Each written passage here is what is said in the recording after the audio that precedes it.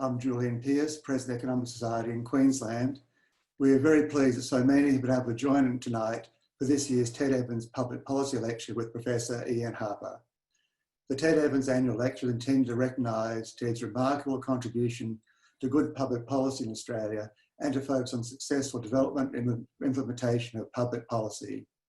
The series is a four-way partnership between the Economic Society in Queensland, the University of Queensland, QUT and Griffith University. Tonight's address is the fourth Ted Evans Public Policy Lecture, the first lecture in the series having been delivered by Ted himself in Brisbane in 2017. The lecture this year is touched by sadness, but also has special significance, and is the first to follow Ted's passing in April this year. Ted Evans' career as an economic policy advisor spanned 33 years until he retired as Secretary of the Treasury in 2001, having served as Secretary for 8 years.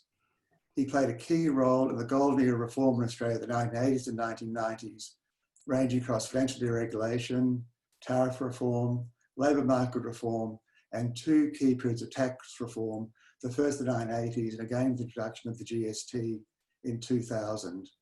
All of these reforms continue to serve us well today.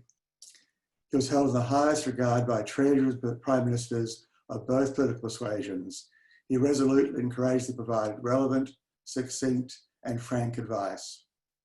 After the time in the Treasury, he joined the board of Westpac, serving as chairman from 2007 to 2011, helping to steer the bank through the GFC during his term.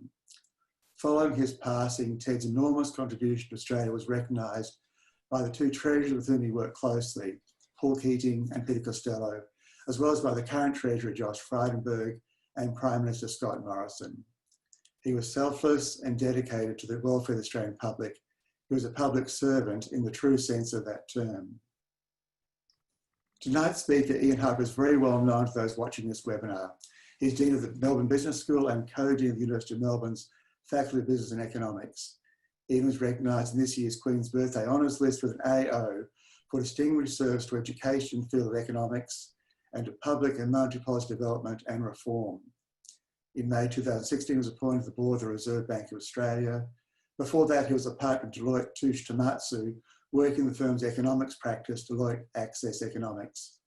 Ian chaired the Australian Government's policy review of Australia's competition policy, laws and regulators. He was the inaugural chair of the Australian Fair Pay Commission and was a member of the 1996 Wallace Inquiry, which recommended the establishment of the existing financial system regulatory structure for Australia. Ian holds a PhD and Master of Economics from ANU and a first-class honours degree in economics from the University of Queensland. Ted Evans also received a first-class honours degree in economics from UQ. Ian's very well placed to deliver this lecture tonight, with the title of his address being The Human Dimension of Good Economic Policy Making. We encourage you to ask questions that arise during the course of Ian's address using the Q&A chat function at the bottom of your screen. The Q&A has been moderated by Christian Williams, who chairs Women Economics Network in Queensland. I will then close with some information on upcoming Economic Society events. Ian, we're very much looking forward to your address. Thank you. Thank you, Julian, for your generous introduction. And good evening, everyone. It's wonderful that so many people have been able to join us for this evening's event. Thanks also to the Queensland branch of the Economic Society of Australia, the University of Queensland, Queensland University of Technology, and Griffith University for making this event possible and for inviting me to deliver this year's Ted Evans Public Policy Lecture. It's an honour to succeed my esteemed professional colleagues, Karen Chester and Vince Fitzgerald, who have each delivered an earlier lecture in this series. When I began working on this speech, I looked forward to delivering it in front of Ted and his wife Judith. But of course, that's no longer possible, Ted having passed away in April this year, as Julian pointed out. No doubt everyone here tonight was saddened by this news and joins me in extending our sympathies to Judith and the wider Evans family. As we remember Ted tonight, his extraordinary life and prodigious contribution to our nation's welfare, I'll take the opportunity to share some personal memories of him, as well as some reflections on the ways he helped to shape my own thinking and career as a policy economist. My first encounter with Ted Evans occurred when I joined what was then called the Joint Economic Forecasting Group in the early 1980s. Ted chaired JEFCA, as it was called, which comprised economists from Treasury, Prime Minister and Cabinet, and the Reserve Bank, and was responsible for agreeing official forecasts of the major economic aggregates. I had joined the RBA as a newly minted PhD economist from ANU in early 1983, just prior to the election of the first Hawke government. And one of my jobs was to head the bank's forecasting team. Hence it fell to me to fly to Canberra from Sydney several times a year to present the bank's forecasts and to defend them in front of the customary onslaught from Treasury and PM&C colleagues who brought their own numbers to the table. Needless to say, the different forecasts would be vigorously debated. Professional pride was at stake, after all. I was under strict instructions, tongue-in-cheek, I'm sure, but it didn't sound like it at the time, to come back with our numbers, or not to bother coming back at all. I remember thinking to myself at the time, how could anyone get steamed up about the difference between 3.1 and 3.2%? But they did. During all this toing and froing, Ted would maintain a dignified and studied distance, quietly observing the fray. Occasionally, if the momentum started to flag, he might toss something into the middle, just to spark up the discussion. Ted was especially good at asking provocative or wholly unexpected questions. And then quite suddenly, without warning, he would simply say, "Thank you. I think we have our number. Let's make it 3.2. And that was the end of the discussion. I might have made it sound like Ted was an imposing figure, but of course this would be the very opposite of the truth. He was quietly spoken, unassuming in his manner, yet nonetheless decisive when the moment for decision arrived. His leadership of the group reflected universal respect for his experience and judgment. Ted had no need for bombast or force of personality. What I learned at those meetings was to take the numbers more seriously than I had before. I hadn't been trained as an applied macroeconomist. Until then, I'd been more interested in theoretical concepts and the underlying mechanics of things. It was a shock to wind up at the bank and see just how much attention was paid to the numbers, and then to be sent off down to Treasury only to discover that they too took the numbers seriously, possibly even more so. Part of me was thinking, well, why would you bother? We all know forecasting is an inexact science and that the forecasts are almost always wrong. So why invest so much time and energy? I came away with a newfound respect for the intellectual effort my colleagues invested in trying to get the numbers right. They did it because they knew when they went to the government, the minister was going to ask them, well, are we going to have a recession or aren't we? Where are we headed anyway? And they knew that the minister was about to make decisions that would affect every person in the country. When you're in that situation, it's incumbent upon you to give the best advice you can, even if in your heart of hearts, you know that it's an inexact science. It's also important to give that same advice whichever way the prevailing political winds are blowing. Here too, Ted was a master of our craft, perhaps where his natural reserve and deliberate manner had their greatest impact in delivering advice to ministers they might simply not want to hear. Whoever coined the phrase frank and fearless advice must have known Ted well and observed him in action. Good economic policy making requires the best possible economic advice. The reason why good economists put so much effort into their policy advice is that they know the policies eventually adopted will affect people's lives, for better or worse. Economic policies cannot be guaranteed to improve people's lives, even if they are faithfully implemented by governments. But when you know that people's material living standards are at stake, it focuses the mind of a good policy economist on giving the best possible economic advice, or at least it ought to. Economists of Ted Evans' generation instinctively knew this. Perhaps it was the hardships of the Second World War that were too raw in their experience to overlook. At least Ted was not alone in remembering that the end result of good economic policy advice has an all too human face. It's something that economists in each generation should be taught and never forget. Often the advice economists give isn't popular, either with their political masters or the general public, or both. This is where the concept of giving good advice in and out of season comes to the fore. When you're delivering advice to a politician, the response can sometimes be blunt. This is the advice you're giving me? It's all very well for you, but you're not the one who has to face the public. And the answer to that is, yes, Minister, I understand that. But with respect, Minister, you've been elected to make these decisions. My job is to give you the best advice on the likely economic outcomes one way or the other, and I believe I've done just that. Economists are not elected officials. Their job is to give their best advice to the people who make the decisions, even if it might not be popular on a given day, or worse, require those same decision makers to take a principled stand. One of the most remarkable instances of this in my experience was the resignation of John Stone, one of Ted's predecessors as Treasury Secretary. John had argued staunchly against the floating of the Australian dollar, leading up to the Hawke government's decision to do just that in December of 1983.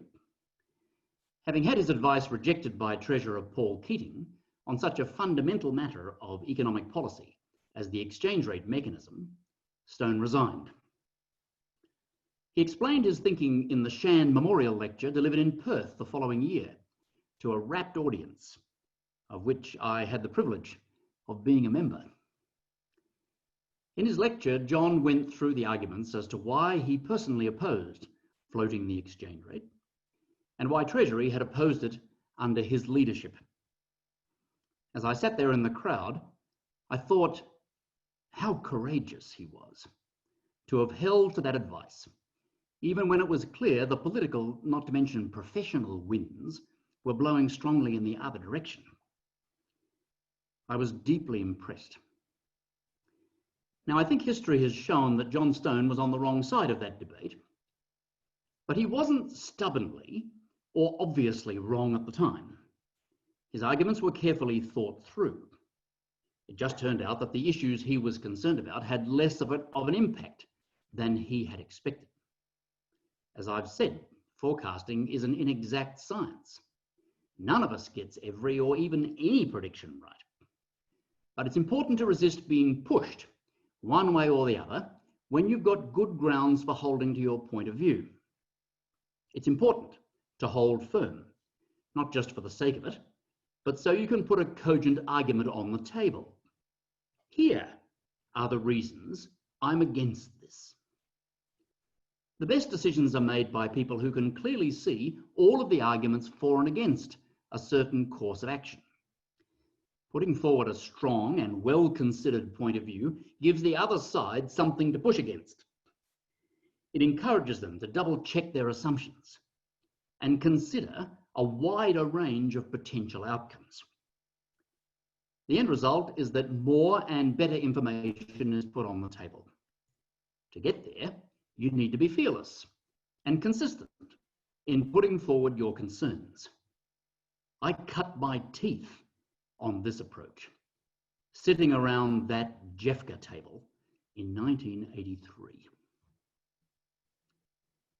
There have been times in my own career when I have given advice that was in season. In other words, when my recommendations were broadly in line with the political ambitions of the government.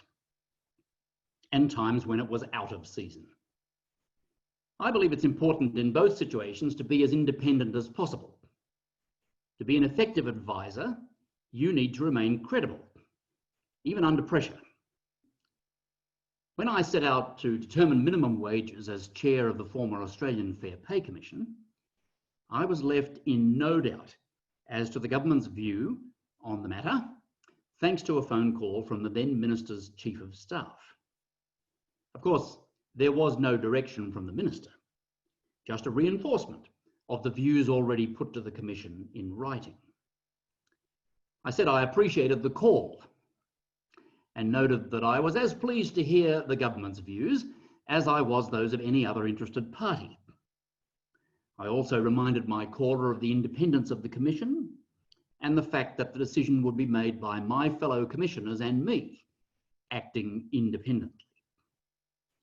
Well, there was a bit of huffing and puffing from the other end of the phone, but I managed to get my point across. As it turns out, our decision in that case was probably not exactly what the Minister had hoped for. There have been other times when the opposite was true. And in those cases, I think it's probably even more important to safeguard your independence. If it ever happens that your advice appears to be convenient for the government, you're certainly going to face more questions than usual from journalists and members of the public. As you might expect, the practice of actually doing this isn't always black and white. There is a bit of nuance to it. There will be times when you need to use your judgment to choose the right moment to deliver advice, or perhaps a particular policy recommendation. If you don't consider the context in which your advice will be received, you run the risk of being ignored, simply for bad timing's sake, not for any demerit of your advice. The goal is to be tactful and sensible enough to have some influence, without ever pandering to expediency. For all his talent, I expect it still took Ted years to perfect this art. The world we live in is one where most calculations can be done by a machine. And people generally believe that where machines aren't yet sophisticated enough to handle more qualitative problems, they soon will be. Even now, my colleagues and I on the Reserve Bank Board benefit from computer analysis of the optimal level of the cash interest rate.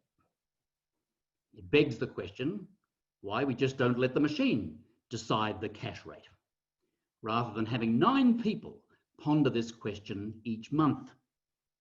Why not just leave it to the computer? The answer to this question is that computers, for the time being at least, are not sophisticated enough to apply human judgment to a range of considerations that can't be quantified. The numbers need to be tested against people's experience and emotions. There's also a question of legitimacy in the eyes of the public, who are asked to have confidence in the dispassionate and unbiased nature of the decision-making process. It's easier to hold people to account publicly for their perceived biases and conflicts of interest than it is machines, whose algorithmic bias may be much harder to expose. There's yet another reason, well understood it would appear by whoever drafted the Reserve Bank Act. Section 10 of the Act spells out the bank's charter. As this audience will immediately recognise, the RBA board is enjoined to exercise the bank's powers so as best to contribute to the stability of the currency and the maintenance of full employment in Australia. But there's a third objective, which is sometimes overlooked: the economic prosperity and welfare of the people of Australia. Just how could a machine calculate such a subjective notion? Indeed, we know from economic theory that the attempt to calculate cardinal measures of welfare is a fraught exercise. The Act points the way forward when it specifies that the assessment of what best contributes to the economic prosperity and welfare of the people of Australia is, and I quote, "in the opinion of the board." So we're back to the human dimension of economic policy making. In the end, it's human judgment and not the numbers alone that matters. I have observed this process right up close during the policy response to the current COVID-19 pandemic.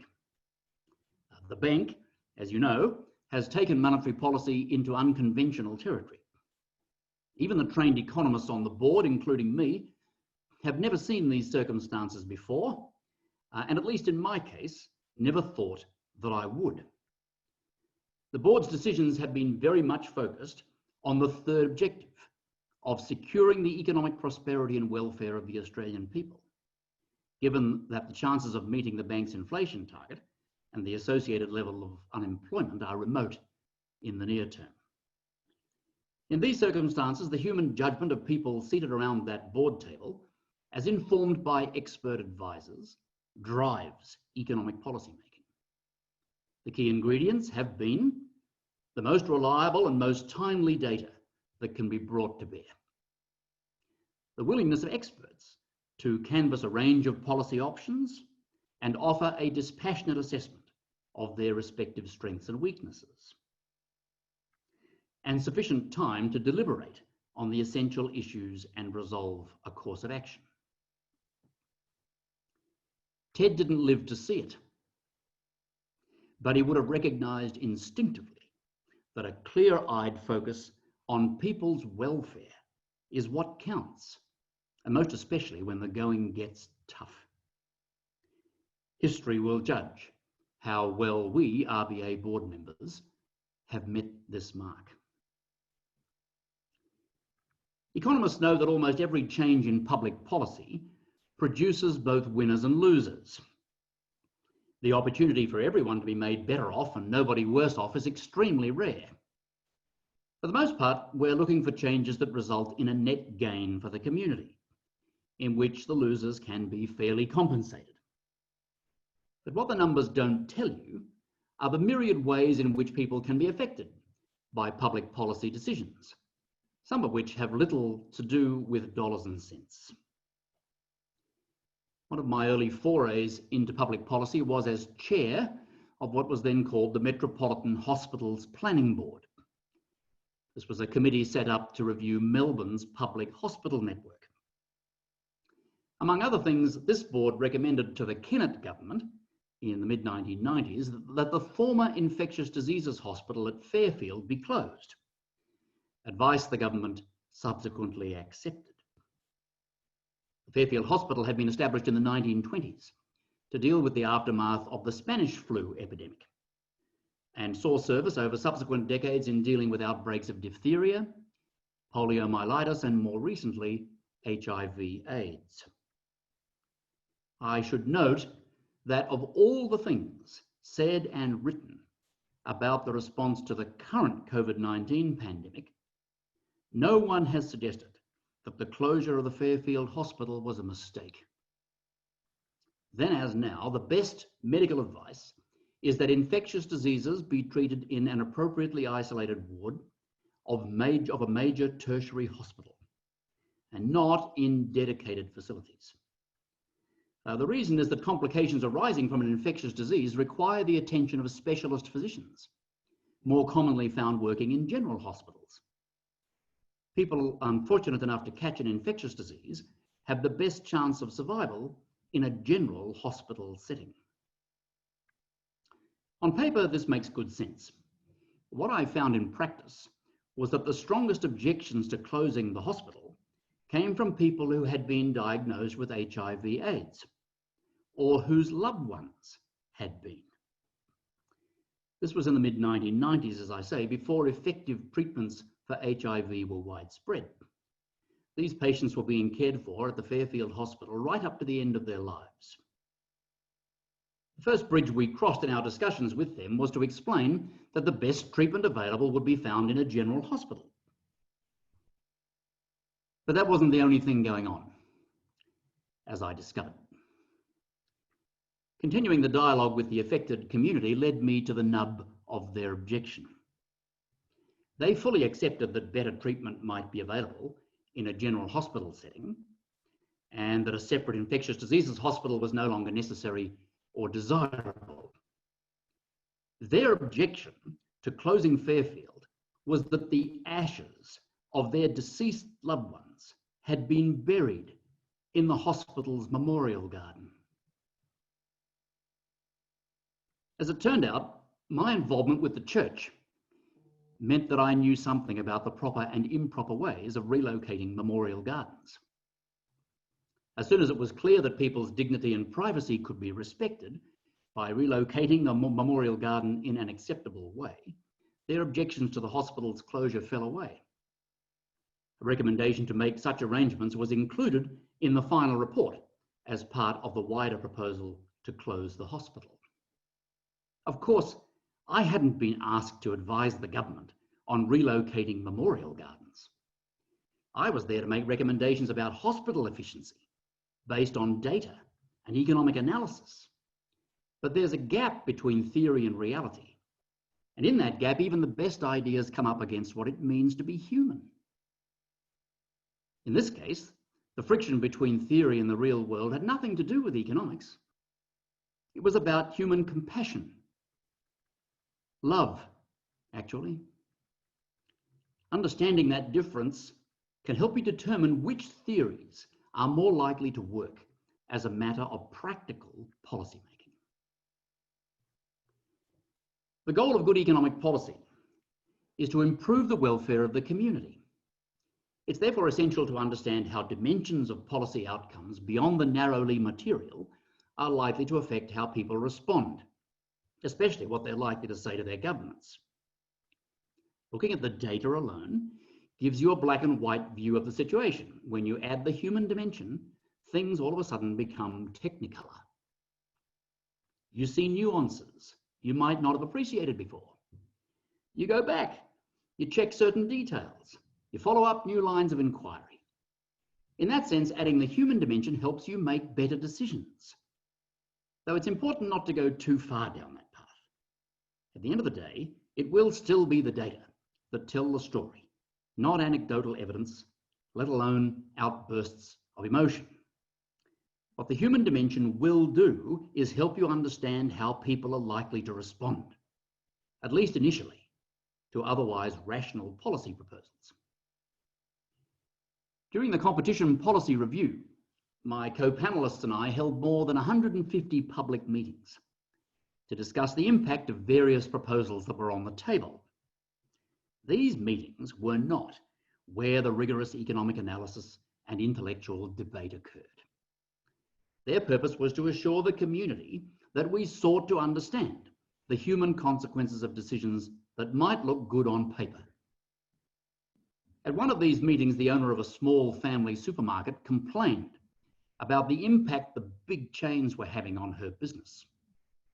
I asked her if she wanted the review to recommend to the government that it pass a law forbidding Coles and Woolworths from opening stores near smaller supermarkets like hers. After a moment's thought, she replied, "No, I can't ask you to do that. I just want you to sit there and hear me say, it sucks." You probably won't come across that phrase in any of the textbooks. But that's how policy often translates into the lives of ordinary people. It sucks. It's going to destroy my business. It's going to take away my retirement savings. How will I ever find another job? It isn't enough to sit with your professional colleagues looking at the numbers to come up with the perfect policy, no matter how smart or talented or dedicated you all are. It's also about persuading people that the policy you come up with is in the best interests of the community, even if it results in a negative outcome for some people. How do you do that? You look people in the eye, show them you understand the human costs involved, and tell them why you think it still makes sense. This is the human dimension of good economic policy making. The ascendancy of social media makes the human approach even more important. How easy is it to demonize policy proposals and their advocates in a social media campaign where people never actually meet face to face? How much easier is it to publish an inflammatory tweet than to stand up in a public meeting and address people directly with your concerns or objections. When I was setting minimum wages, I made it my business to meet and interview unemployed people to better inform myself about their circumstances and options. I learned a great deal about hardship and the dignity of people's lives. I was attacked in the media for being out of touch with the life experience of the low-paid and the unemployed. In response, I related lessons I'd learned from these interviews and then asked my accusers when they had last sat down to talk with people who were unemployed or low-paid. Curiously enough, I received no reply. There's one other aspect in which the human dimension of economic policy making comes to the fore. Even though economics started out as a branch of moral philosophy, its evolution into a social science in the 20th century saw the discipline drift away from its ethical moorings. Modern economics holds itself out as value-free and objective. Of course, people are assumed to have preferences, but how those preferences are formed, whether they are moral or not, are no longer questions addressed by economists. We remember and admire Adam Smith's Wealth of Nations, but we seem to have forgotten his equally influential theory of moral sentiments. Even though economists prefer to stick with objective analysis and issue moral judgments, most other people do not. It might occur to economists to describe certain behaviour as rational, but most other people prefer to describe it as simply wrong. To put matters differently, Adam Smith's admiration of market exchange as an engine of the wealth of nations did not preclude him from condemning certain market outcomes as immoral. For example, anti-competitive market conduct, which he described as, quote, a conspiracy against the public. Rising income inequality, which he lamented as releasing the rich from the need to behave morally in order to earn the esteem of others. And even the much vaunted specialisation of labour in production. Smith recognised could lead production line workers to become, and I quote,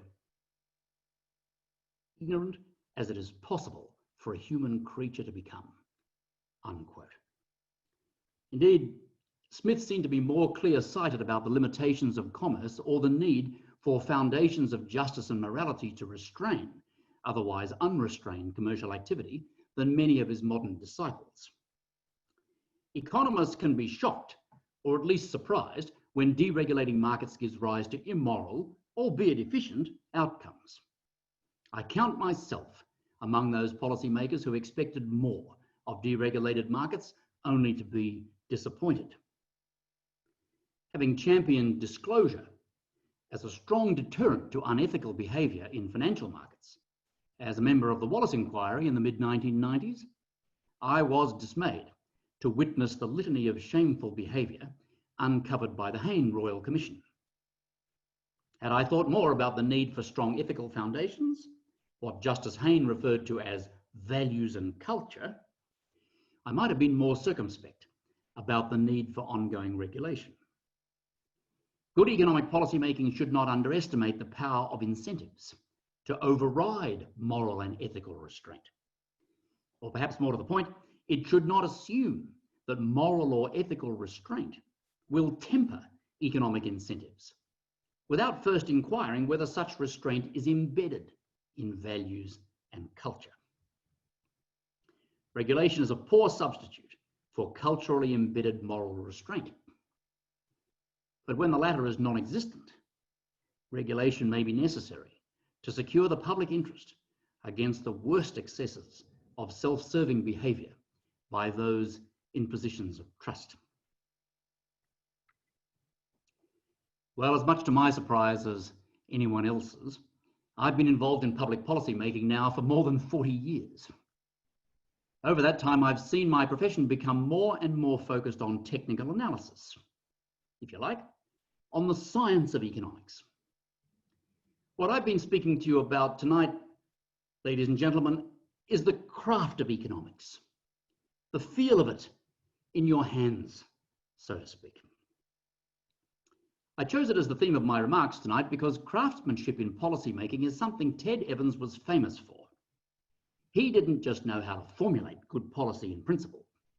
He knew how to bring sufficient worldliness to his advice, to give his ministers confidence to face the public. In my own efforts at giving good policy advice, I've always welcomed the opportunity to consult with the public. It's a great discipline on those who would meddle in other people's lives for the sake of improving aggregate economic welfare, to sit down and listen to them tell you how they feel about it. Apart from anything else, you learn so much about what really matters for people. Whether it's the level of minimum wages, the level of interest rates, how banks are supervised, where you can open a pharmacy, when you can open a supermarket, or where you can get treated for an infectious disease. These things all matter for people's lives. That's what makes economics so fascinating. It's also why, at the very least, we should ask people what they think. No one should be surprised that an economist should worry about the human dimension of his craft. Social science it may be, but economics started out as moral philosophy. Our quest to raise community welfare cannot be divorced from its foundation in a moral calculus. More to the point, if it is divorced from its moral foundations, then economic policy making is more likely to diminish than enhance economic welfare. Formulating good economic policy presupposes some agreement on what constitutes the good, or at least acknowledges whether such an agreement is strongly inculcated in the culture of communities or organisations. While it's certainly possible to divorce the mechanical side of economics from its moral foundation, this is not the route to good economic policy making. If our aim is to improve people's lives, we must embrace the craft along with the science of economics and place the human dimension of economic policy making at the heart of everything we do. Thank you. Thank you, Ian, for such a thought-provoking talk. And I think it's particularly appropriate now, at this point in time, that we be reminded about economics being ultimately about people, rather than simply numbers. I hadn't realized until I heard your lecture that we actually both started off as economic forecasters. So I share the pain of struggling over those decimal points when you knew the pain that you'd come up with the numbers. First meeting I ever went to in my first ever job was called the residuals meeting, and I couldn't work out what this meeting was about until I got there and realized it was residuals to put on the equations to make sense of the model. And I think after 6 years of pure economics at university, it was a magical shock to me to discover that the equations just didn't work. You had to do things like that. So I think that the seduction of the science of economics is very persuasive, and we can tend to forget about the craft. And it's very hard to learn about that craft, and yet it's so important. We need to have people who are frank and fearless in their policy advice, and I certainly felt that was much easier when I returned into a role of giving that advice when I was over 40, because I had that sort of lifetime learning. And I guess I came across a lot of bright young economists who had their Chicago style, whatever, very hard-nosed economics that they felt was the answer to give, and trying to talk them into, no, this is not actually the way you deliver it to a politician. So my first question to you is, if you were the young Ian Harper coming back out of ANU, which is probably a fairly theoretical background, how would you go about learning that craft in a shorthand way, rather than, I say, we're about the same age. We've endured a long time and learnt the craft along the way. But what advice would you give to yourself as that recently graduated PhD economist as to how to learn about nuance and subtlety and how to develop that craft? Thanks, Christine. Great question. Well, you've got to get your hands dirty. You've got to go find yourself a place where you can actually learn the craft at the hands of those who have mastered the craft, or at least are in the process of mastering it. I benefited enormously. There are people on this call who would certainly remember Ted, obviously, but also remember a very fine economist, very fine Australian man called Austin Holmes, who was the most senior officer of the Reserve Bank when I joined in the early 1980s, as I said. And Aussie Holmes, as he was known, was a wonderful man. And in particular, Aussie basically took no prisoners when it came to the type of advice or, helping you to develop your craft. Many of Aussie's methods, perhaps more the things that he would say, would be very politically incorrect in this day and age. But at heart, it was, no, right? Think about this, right? Think about what you're about to say, how you're about to say it, and who's listening, and what point you're trying to get across. And Aussie was another one, brought up in that same tradition, and through long and hard experience, able to convey these things because he cared about the outcomes. So the answer, Christine, is if you want to be a policy economist, and of course not every economist does, and they don't have to be. As you say, newly minted PhD, many want to go into academia, that's fine. That's a game in its own right. But if you want to be a policy economist with an advisory role, then there's an apprenticeship that you need to serve. And you've got to go to a place where you can serve that apprenticeship, like the Treasury, like the bank, PMC, Productivity Commission, ACCC. We're blessed with a number of agencies where you can gain that. And ideally, latch yourself onto one or two very senior people there who've got that experience, who've got the knocks, and watch how they behave, learn from them, and take your lumps when it comes, because you'll certainly, fall on your face more than once. That's the opportunity to learn. And I, since we're on the subject, Christine, I guess I would appeal to those economists on the call who are of my generation. Right? We should respond when younger colleagues are looking for that type of guidance, mentoring, call it what you like. We need to take those opportunities and not hold back, because that is the way. That's the way we learned. That's the way they'll learn. And we have to, rise to that call. That's how I'd answer that question. Excellent. But there's a lot of questions that's come in. There are still starting, but there's plenty of them coming in now. Right. There's a sense of how do you get something other than just a hard GDP as a measure? So if we're actually talking about sharpen my focus. Yep. If we're actually talking about community well-being, how should we do that? How can we look at adjusting for equity? Yep. And also things about climate change with regard to the future generations versus current generations. Do we apply a discount market, a discount rate?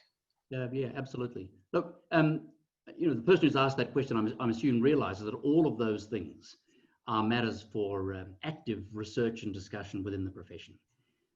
Economists obviously have known that GDP is a shorthand and partial measure of economic welfare. Clearly we've known that when it was first basically invented as a concept. So the search goes on for how we can broaden it and sensible ways to broaden GDP, or think about other measures, or get closer to what really matters. Economic welfare is a matter for ongoing research. Of course, in the meantime, as many people have pointed out, GDP is not a bad indicator. It tends to be highly correlated with these other measures that we devise. So, targeting GDP doesn't necessarily take you in the wrong direction, with the exception possibly of the environment, which is also part of this issue. Externalities not being picked up. Well, then, absolutely. How to include those, how to include damage, economic damage, as well as economic benefit in these calculations is a matter of active research.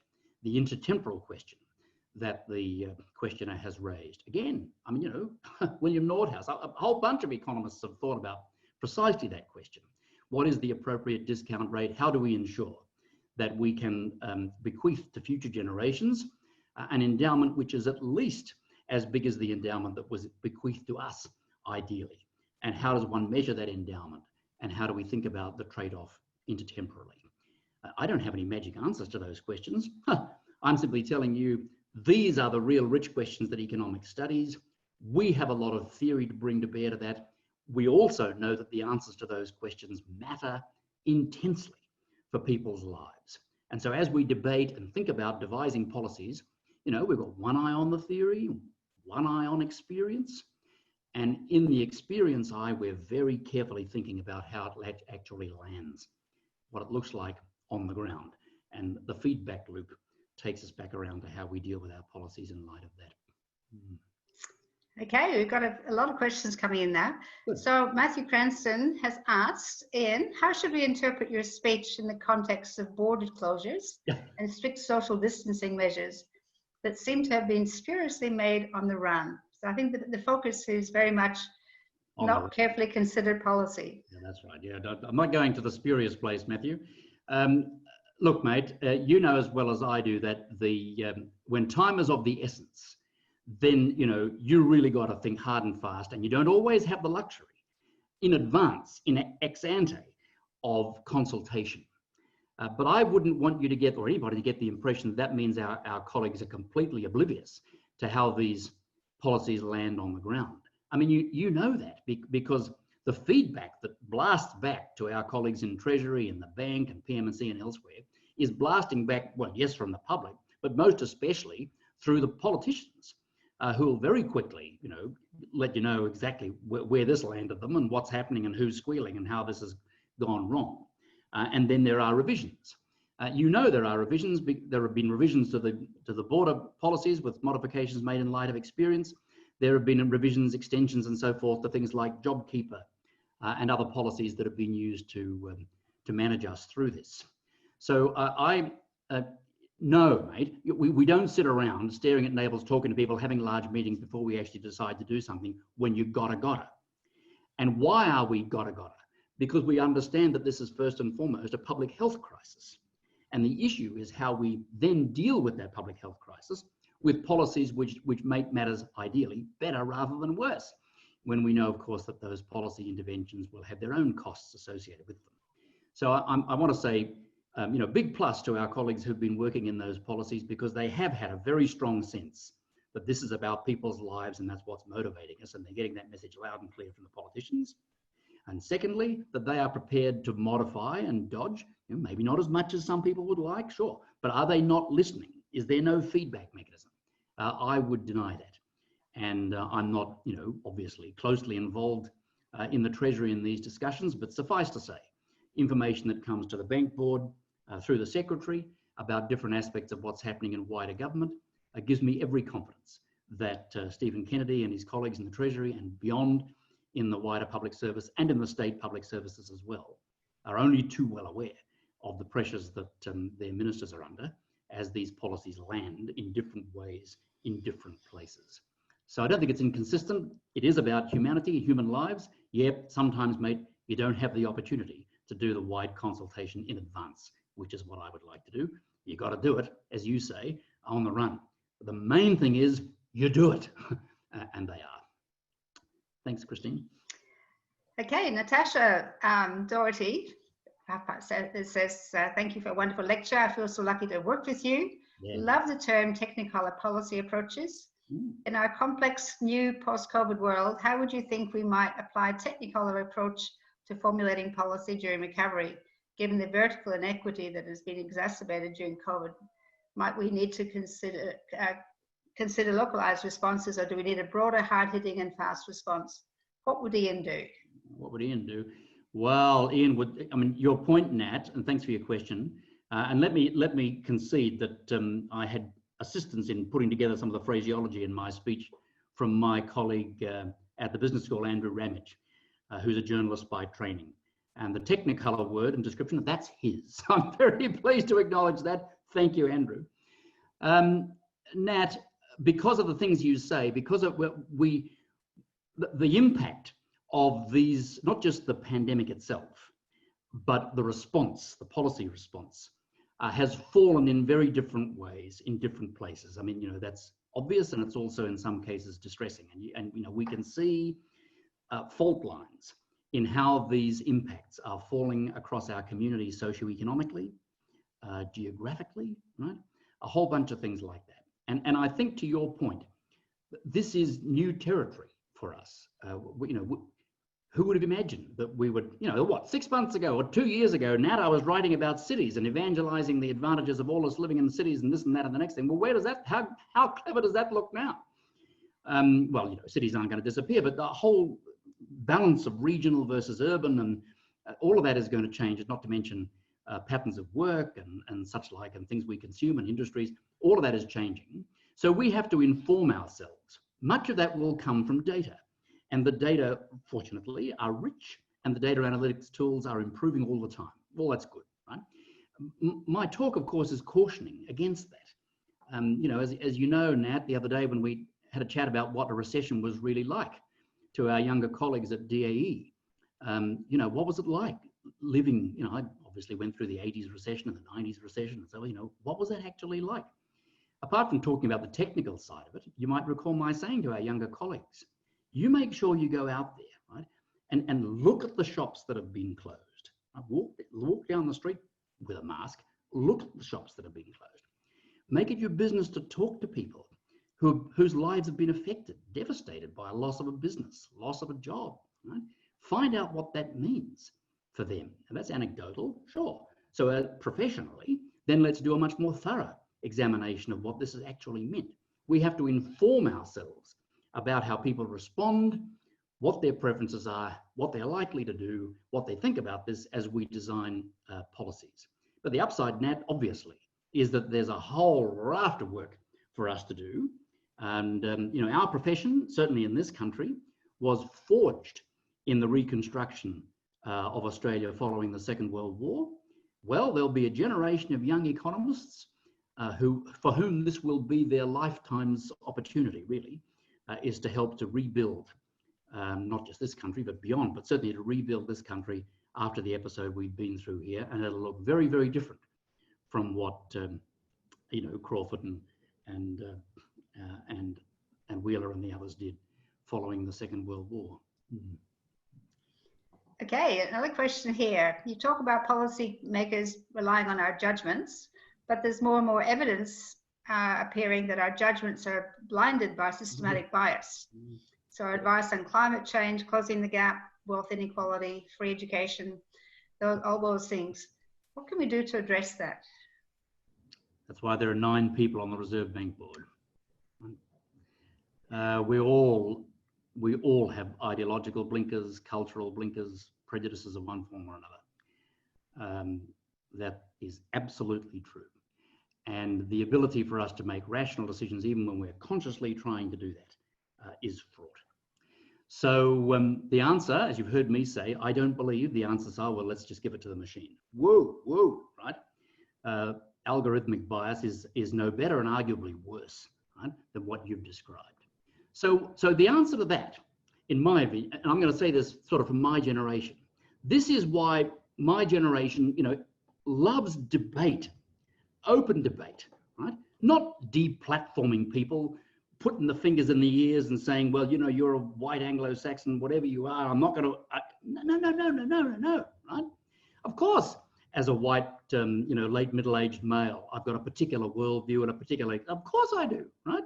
Which is why we need to have a discussion and argument when you come to me, I don't know where you're coming from, but, you know, from a completely different background, different gender, different, whatever, absolutely. That's what that active public conversation is about. So that we can out these different biases, we can try to control for them as best we can, and then we make a decision which is as balanced as it can be based upon our own experience and knowledge as it comes in. Does it guarantee that we're right? Obviously not, right? But is there wisdom in crowds? Yes, I believe there is. And I think there's a great deal to be gained from open, frank, fearless conversation, like I was saying, right? You know, if you've got a point of view, then I want to hear that. You stick to that point of view. You run with the data. Let's hear what you have to say. Now, of course, you know, if at the end of the day you realize, no, you're wrong, all right? You know, okay, the data contradict you or whatever, well, then you change your mind. You know, what Keynes said when they accused him of inconsistency, isn't it? Well, you know, when the facts change, I change my mind, Prime Minister. You know, what do you do? So I'd really encourage that, and I do worry, as other people my age tend to worry about, you know, social media putting people in bubbles and all of that. Well, look, I mean, I don't know. What I do know is that it seems to be much, much harder these days to have an open, frank, and vigorous conversation without people wanting to label you and say you're only saying that because you are blah, right? And you know that is the very opposite, in my opinion, of what will lead us towards the best policy outcomes. So that's how you control the bias. You know, you get it out there, and then your bias checks mine, and my bias checks yours, and everybody else around the table, and we try to come to some reasoned outcome. It's called democracy, really. Okay, we're running out of time, so this could be the last question. There's been a few questions around this theme about this separation of economics from its moral philosophy background.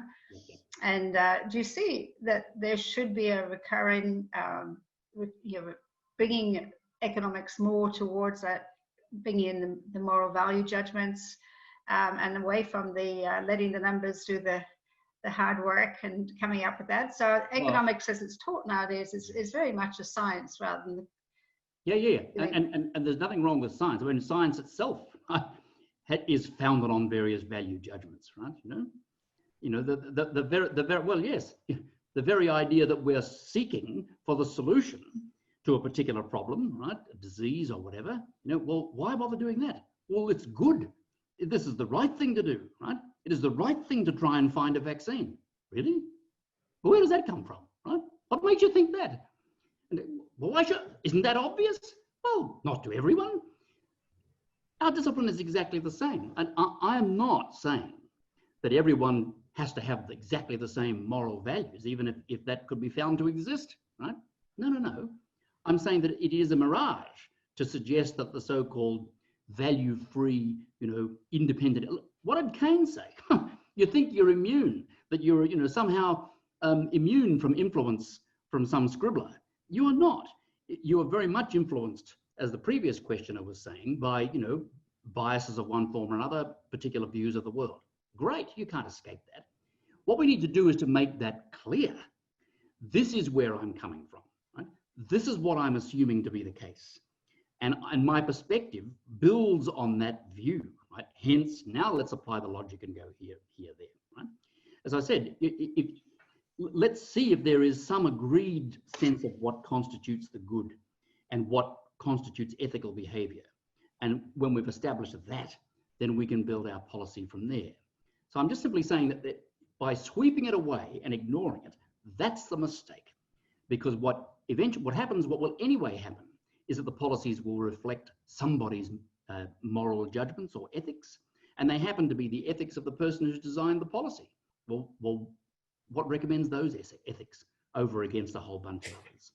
That's the importance of the separation, and that's the importance of making sure that we continue to have both wheels operating, not just one. Well, I think the questions could have gone on for another hour, but we'll pull it to close now. Thanks, Christine.